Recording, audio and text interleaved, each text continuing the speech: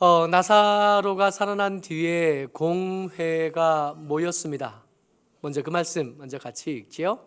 47절 먼저 같이 읽고 말씀을 나눕니다. 시작.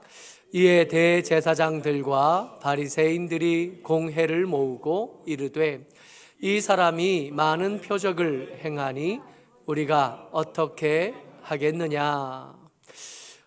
공회가 등장을 했습니다. 산헤드린 공회라고 불리기도 하는 이 공회는 유대인들의 의사를 결정하는 최고 권위의 기관입니다. 물론 사람에 대한 사형의 권리는 없지만 식민지이지만 그럼에도 불구하고 어느 정도의 자치권을 가지고 있고요.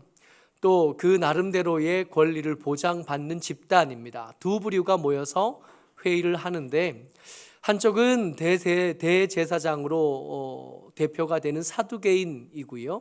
또 한쪽은 바리새인이들이에요. 이 두 사람이 모인 거죠. 마치 우리나라의 국회 같아요. 진보당하고 보수당이 모이면 싸우잖아요. 근데 이 사람들이 싸우는 걸 가지고 우리가 이렇게 화낼 필요는 없어요. 그 사람들은 그러라고 거기 있는 거예요. 때때로 우리가 보수당을 지지하고 싶으면 거기다 표를 좀 더 줘서 힘을 실어주는 거고, 진보당이 또 좀 일을 좀 했으면 좋겠다 싶으면 거기다 표를 좀 더 줘서 힘을 실어주면 되거든요. 균형추는 시민들, 여러 투표권인 우리가 좌지우지하면 되는 겁니다. 전혀 문제가 없어요. 여기도 그래요. 바리새인들과 사두개인들이 같이 모여서 회의를 하는데 이들 둘은 하늘이 두 쪽 나도 같은 뜻이 될 수 없는 사람입니다. 성경에 대한 권위를 이 사람들은 각각 다르게 두고요. 영생이 있다 없다, 부활이 있다 없다에 대한 생각이 다르고 어디까지가 성경이냐 하는 생각이 이 사람들 달라요.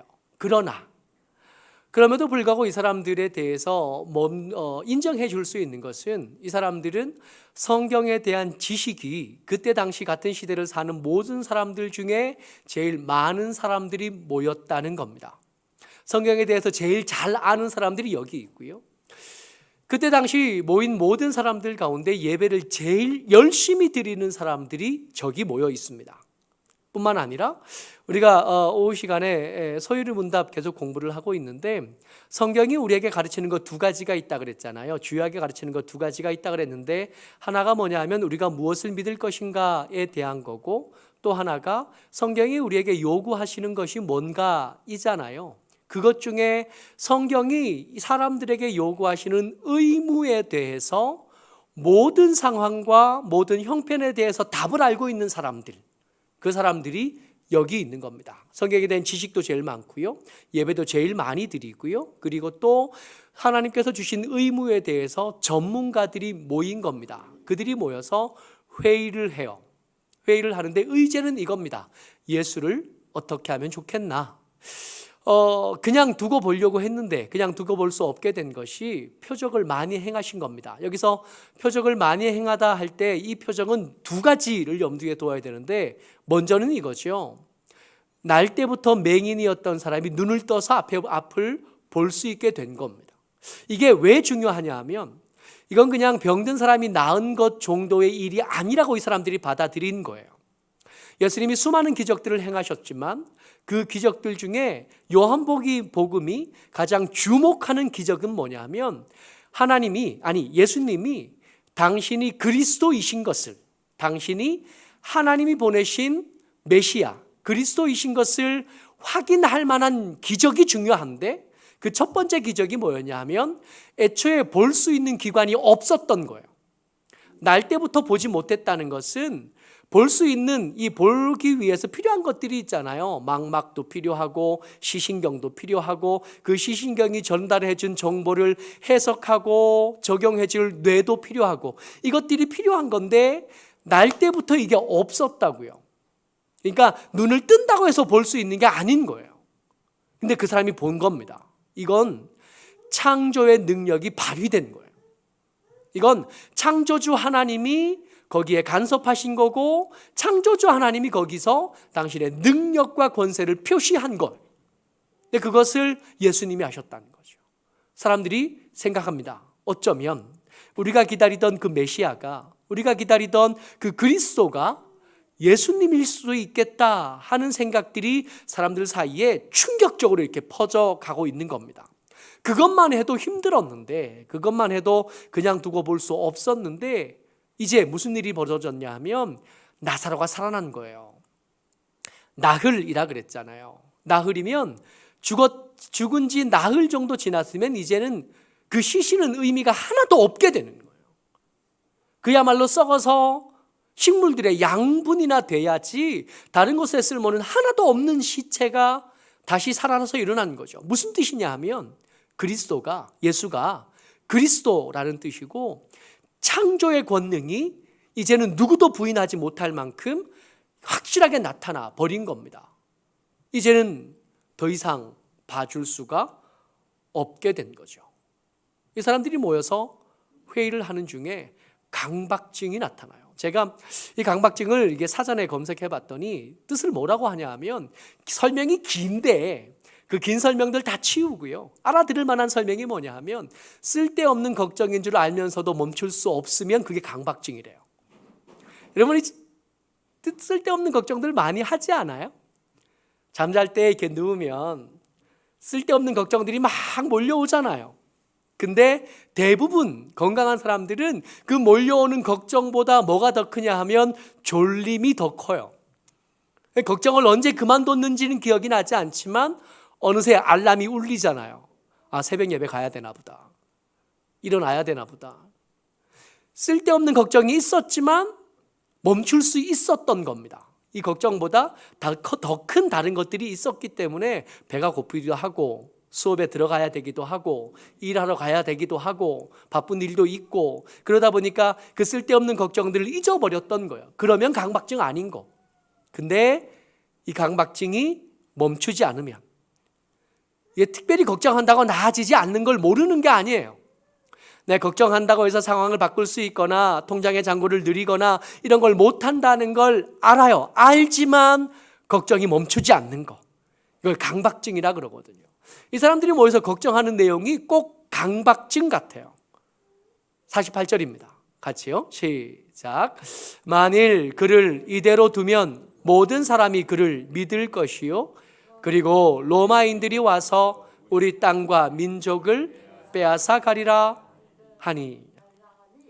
여러분, 이 사람들이 기다리는, 이 유대인들이 기다리는 메시아의 가장 현실적인 모델이 누구냐 하면 다윗입니다. 얼마 전까지 사무엘 하를 읽어보면서 다윗이 그렇게 위대한 사람인 줄 모르겠잖아요. 다윗의 민낯을 다 봤잖아요. 우리처럼 욕망에 이끌리는 사람이었고 문제가 생겼을 때 제대로 대처하지 못하는 사람이었고 그런 사람이었음에도 불구하고 성경은 다윗을 앞으로 오시게 될 메시아의 가장 유력한 모델로 이렇게 내세워요. 하나님 앞에 겸손하고 하나님 앞에 자책할 줄 아는 마음을 가진 사람. 무엇보다 하나님을 사랑하고 하나님을 찬양하는 일에 둘째 가라면 서러워할 줄 아는 사람 다윗. 이 다윗의 때에 가장 강력했습니다. 이스라엘 백성들이. 이 다윗의 때에 블레셋은 더 이상 대적이나 원수가 되지 못했어요. 매번 이겼으니까. 이 다윗의 때에 아람은 껌이었죠. 껌. 갈 때마다 이겼어요. 그래서 하나님께서 여호수아 때에 약속하셨던 것처럼 대해를 경계로 둘 수 있었어요. 북쪽의 강이요, 유프라데스까지 강을 경계로 국경으로 둘 수 있어요. 저 남쪽의 광야까지, 저 서쪽의 산지까지, 그 동쪽의 산지까지 전부 다 영토로 둘 수 있었던 때가 다윗 왕의 때입니다. 사무엘 하는 다윗의 허물을 가려두지 않고 의도적으로 드러내려고 하지만 역대기를 이렇게 읽어보면 다윗처럼 위대한 왕이 없거든요.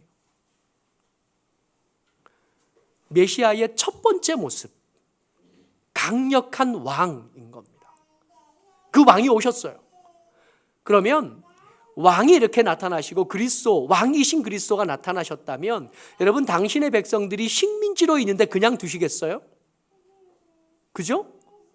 내 백성의 나라가 식민지로 있는데 뭐 그것도 괜찮아 그러고 그냥 이렇게 살자 이렇게 하실 리가 없잖아요. 블레셋을 싸워 이겼던 다윗 같은 그리스도께서 이 백성들을 규합하실 테고, 이 백성들을 규합하여 강력한 나라를 만드실 텐데, 그렇게 나라를 만들고 나면 필연적으로 어디와 싸워야 되냐 하면 로마와 싸워야 된다는 겁니다. 근데 이 모인 사람들, 이 전문가들이 모여서 생각할 때 아무리 예수가 그리스도여도, 아무리 하나님이셔도 로마와 싸우면 질 것 같은 거예요. 말씀을 다시 한번 읽어볼까요? 여기까지 설명해 놓고 말씀을 다시 한번 읽어봅니다. 시작. 만일 그를 이대로 두면 모든 사람이 그를 믿을 것이요, 그리고 로마인들이 와서 우리 땅과 민족을 빼앗아 가리라. 이들이 걱정하는 게 뭔지 아시겠어요? 아무리 하나님이셔도 이 문제는 해결하지 못하실 거다 라고 생각한다고요. 어디서 많이 본 것 같지 않아요? 우리 믿음이죠. 어떤 문제에 대해서 기도를 할 건가 말 건가를 두고 생각할 때 이렇게 결론이 잘 떨어지지 않아요? 아무리 하나님이셔도 이건 안 돼, 그렇게 생각하지 않나요? 이 사람들이 그런 거예요. 아까 말했듯이 이 사람 어떤 사람들이냐 하면 그때 당시를 살던 사람들 중에 성경을 제일 많이 아는 사람들이고요, 예배에 대한 열심이 제일 큰 사람이고 예배를 제일 많이 드리는 사람이고요, 그리고 하나님께서 요구하시는 의무에 대해서 제일 성실하는 사람입니다. 이 사람들 11조 열심히 하는 사람들이에요. 이 사람들 성경이 요구하시는 의무에 대해서 철두철미하게 지키는 사람들입니다. 근데 이들의 결론이 뭐냐 하면, 만약 그리스도가 오신다고 해도, 예수가 그리스도라고 해도, 그가 하나님이시라고 해도 로마와 싸우면 질 수밖에 없어 라고 생각한다. 그렇게 논란이 막 커져요. 그렇게 논란이 막 커지다가 그해 대제사장이던 가야바가 등장하면서 사람들이 다 정신을 차려요. 아, 불사, 지금 이런 거 고민할 때가 아니에요. 지금 이런 거 생각할 때가 아니에요. 대제사장 가야바가 그들 사이에 일어서서 그들의 논쟁을 잠잠하게 합니다. 50절 말씀이요. 같이요. 시작. 한 사람이 백성을 위하여 죽어서 온 민족이 망하지 않게 되는 것이 너희에게 유익한 줄을 생각하지 아니하는도다 하였으니. 여러분, 지금 회의하는 사람들 중에 이 회의가 소집된 이유가 뭐냐 하면, 이 소집된 바리새인들 중에, 이 소집된 사두개인들 중에 예수가 그리스도일 거라고 생각하는 사람이 있다는 거 아니에요. 모두가 다 예수는 이단이다 라고 생각했다면 이 회의 자체가 소집이 안 됐을 텐데, 소집이 됐다는 것 자체가, 논란이 점점 커지고 있다는 것 자체가 무슨 얘기냐 하면, 이 바리새인들 중에 어떤 사람은 예수가 그리스도일 거다라고 생각한다고요. 사두개인들 중에 몇몇이 예수는 그리스도야 라고 생각하고 있다고요. 그래서 논쟁이 커졌고, 그 논쟁이 사사로운 의견 모임에서, 각자 모임에서 이야기할 때 그 논쟁이 잠잠해지지 않았기 때문에 공식석상에서 이것을 논의하고 이것을 어찌할 건지 얘기해보자 그랬어요. 그래서 논쟁이 점점 커지고 잠잠해지지 않으니까 한참 시끄러운데 대제사장이 이렇게 지켜보고 있다가 이 사람들이 한심한 거예요. 그래서 일어난 거죠. 권위가 있는 사람이잖아요. 이 산헤드린 공회의 의장이거든요. 이 사람이 일어나서 한마디를 하는데 그 한마디에 어떤 사람들, 그러니까 예수가 그리스도일지도 모르겠다고 생각하는 사람들이 조용해져 버렸어요. 예수님을 당연히 이단이라고 생각하는 사람들도 그 생각에 아멘 해버린 겁니다. 조용해졌어요. 이 가야바가 한 말의 핵심이 뭐냐 하면 유익입니다. 이득이요.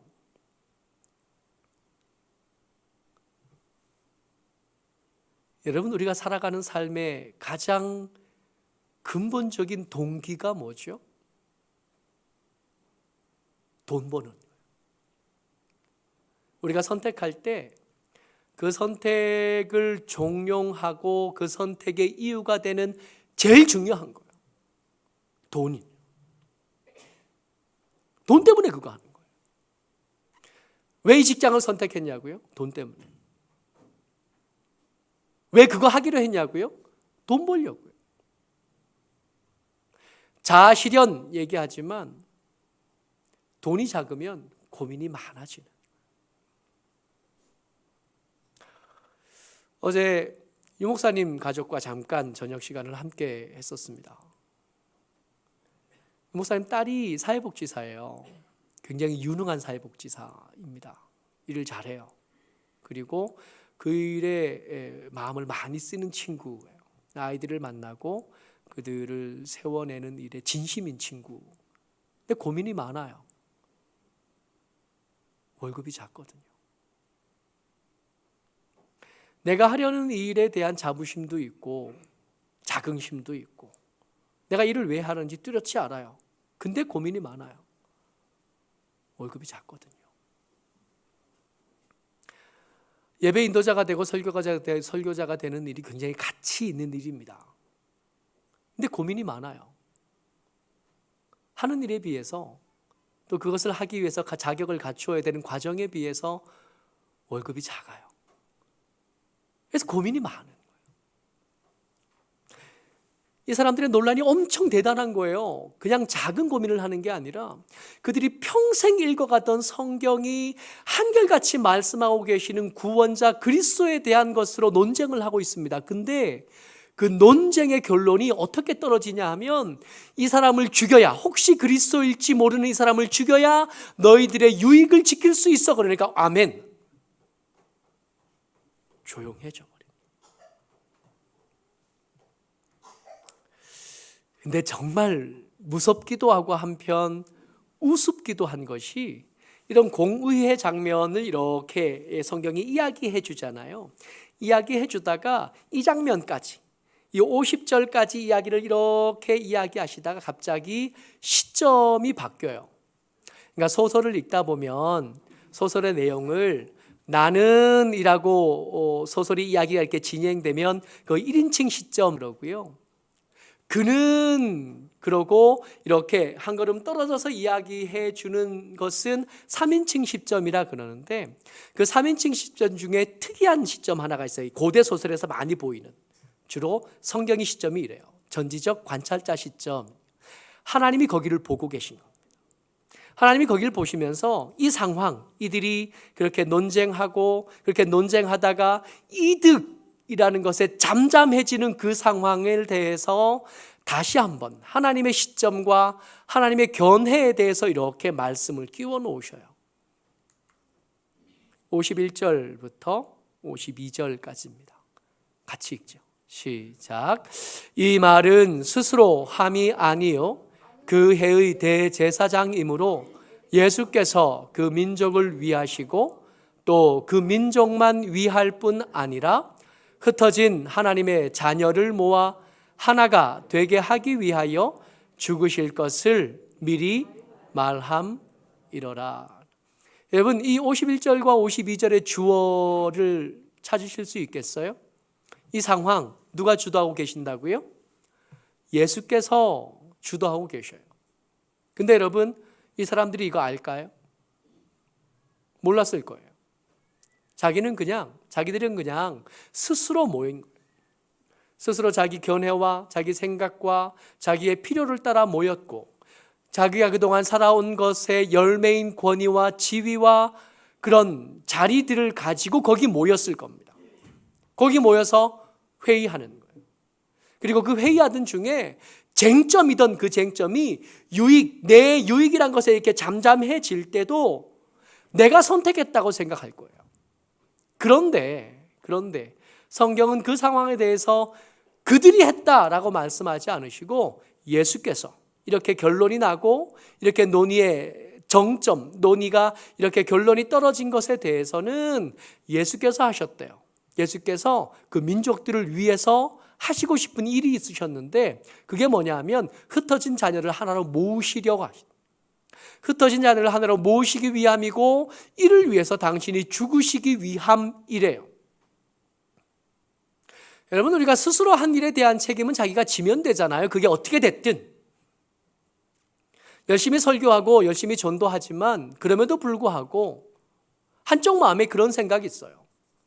열심히 말하고 열심히 가르치지만 열심히 전하지만 결국 책임은 각자 지는 거거든요. 예수 믿는 믿음의 사람으로 살 건지 아니면 그저 그냥 유익을 따라다니는 사람으로 살 건지 각자 선택하고 각자가 책임지는 겁니다. 옆에서 지켜보느니 안타깝고 옆에서 지켜보니 한심하고 그래서 이런저런 감정들이 몰아치기는 하지만 알아요. 결국 자기가 책임질 일이에요. 근데 이 51절 2절을 읽다 보니까 자기가 선택한 건 줄 알았는데 그 뒤에 아버지 하나님의 의지가 있었다고 말씀하시잖아요. 이렇게 되면 이 사람들은 좀 억울하지 않을까요? 이거 내가 선택한 거 아니라 하나님께서 이렇게 넌지시 밀어놓으신 거라면서요. 그럼 내가 책임져야 되나요? 이런 생각 들지 않을까요? 우리 몰랐는데요? 그렇게 나중에 말하지 않을까요? 우리 억울한데요? 말하지 않을까요? 내가 선택한 거면 내가 책임지면 되는데 이 내 선택 가운데 내 지분만 있는 게 아니라 하나님의 지분도 있고 때때로 성경 읽어보니 사탄의 지분도 있잖아요. 그럼 내가 선택한 게 아니란 뜻인 거예요. 내가 선택한 게 아니기 때문에 그러면 이건 사탄 탓이지 않습니까? 이거 하나님 탓이잖아요. 그러면서 우리 말할 겁니다. 우리 몰랐다고. 나는 그때 우리가 이렇게 선택한 걸 이런 결과가 될지 몰랐다고. 여러분 근데 만약에 말이에요. 정말 만약에 그런 일은 없지만 정말 만약에 이 사람들 여기 모인 이 사람들에게 다시 기회가 주어진다면 다시 기회가 주어져서 다시 선택할 수 있는 기회가 주어진다면 여러분 이 사람들 다른 거 선택할 수 있을까요? 이들이 뭐 따라다니면서 살아요? 유익을 따라다니면서 삽니다. 그냥 아무것도 모르고 그걸 선택했다고 말하고 싶겠지만 유익 때문에 예배 드렸던 사람들이 유익 때문에 성경을 읽었던 사람이에요. 그러고 보니 이 바리새인과 사두개인들 중에 특히 그의 대제사장을 필두로 한 이 사두개인들은요 예배 드리는 게 그들의 먹거리를 만드는 가장 좋은 수단이었어요. 이들이 예배 인도자가 된 것으로 이 사람들은 부자로 삽니다. 이제 곧 성경의 시간으로 유월절이 다가올 텐데 유월절이 다가오면요 한 해 유월절에 한 10만 마리 정도의 양이 죽었대요. 예루살렘에서만. 그 유월절 양을 검사하는 사람이 사두개인들이잖아요. 이 유월절 양을 하나님께서 받으실 만한 흠없고 정결한 그런 양인지 아닌지를 누가 검사하냐면 이 사두개인들이 한다고요. 그래서 이 사두개인들에게는 유월절이 가까워지면 지침이 내려와요. 어떤 양을 합격시키고 어떤 양을 떨어뜨릴 건지에 대한 지침이 내려옵니다. 그 지침에는 흠이 없고 뭐 이런 게 내려오는 게 아니라 어느 목장에서 온 양은 통과, 어느 목장에서 다가 사온 양은 불합격, 그런 지침이 옵니다. 이건 그냥 제가 상상으로 하는 말이 아니라 그때 당시 문헌들이 남아있어서 이 사두개인들, 이 제사장들을 쌍욕하는 문서가 남아있다. 그야말로 예수를 그냥 뒀다가는 이 밥줄이 끊어지게 생긴 거잖아요. 이 사람들의 목자는 유익이었던 겁니다. 유익을 따라 사는 한은 이들에게 다시 기회가 주어진다고 해도 여전히 예수는 죽여야 될 사람이지 그리스도가 될 수는 없는 거예요. 이들의 결론입니다. 53절 말씀 같이요. 시작. 이날부터 그들이 예수를 죽이려고 모의하니라. 성경은 끊임없이 예수님과 하나님에 대해서 말씀하셔요. 하나님이 목자시라고. 예수님이 우리의 선하신 목자시라고 끊임없이 말해요. 그러니까 안 믿어요. 아니라고, 내 목자는 돈이라고. 그래, 하나님 날 사랑하신다면 어설픈 목자 말고 돈이나 좀 주시면 좋겠다. 하나님 정말 날 사랑하시고 내게 은혜를 베푸시려면 어설픈 막대기 말고 돈이나 좀 주시면 거기서 제가 꼭 11조 떼서 하나님께 돌려드리겠다고. 물론 그 돈 받고 나면 생각이 달라지겠지만 그렇게 말은 하는. 목자가 하나님이 되지 않는 한 이들은 유익을 쫓아가다가 길을 잃을 거고 그 길 잃은 곳에서 예수님을 십자가에 못 박을 사람들인 겁니다. 그래서 억울하다 그래 봐야, 나 몰랐다고 그래 봐야 받아들여지지 않을 거고요. 그래 봐야 정상이 참작되는 일 따위는 없을 겁니다. 예수가 우리의 목자십니다. 때때로 우리 생각하고 다른 길로 가실 거고요. 우리 생각하고 다른 모양의 일을 맡기실 겁니다. 근데 그 일을 지나면, 그 일을 감당하는 중에 우리는 더 튼튼한 양이 될 거고요. 더 좋은 양이 될 거고요. 그리고 조금 더 지나 도착하게 되면 거기에 쉴만한 풀밭이 있을 겁니다. 누워 쉴 수 있는 자리로 우리를 데려가실 겁니다. 소득에, 이득에, 유익에, 돈에 매번 속으면서도 우리가 또 속는 거예요. 이득은, 돈은 우리의 목자가 될 수 없어요. 우리의 목자가 될 생각도 없어요. 그렇게 되어줄 생각도 없어요. 그러니 이 소득이, 이 돈이 우리에게 중요한 거라는 걸 제가 모르는 게 아니라 거기에 더 이상 속지 말자고요. 속지 말고 예수를 목자 삼고 목자이신 하나님과 함께 삶을 살아가는 저와 여러분 되시기를 주의 이름으로 축복합니다. 아멘. 은혜가 많으신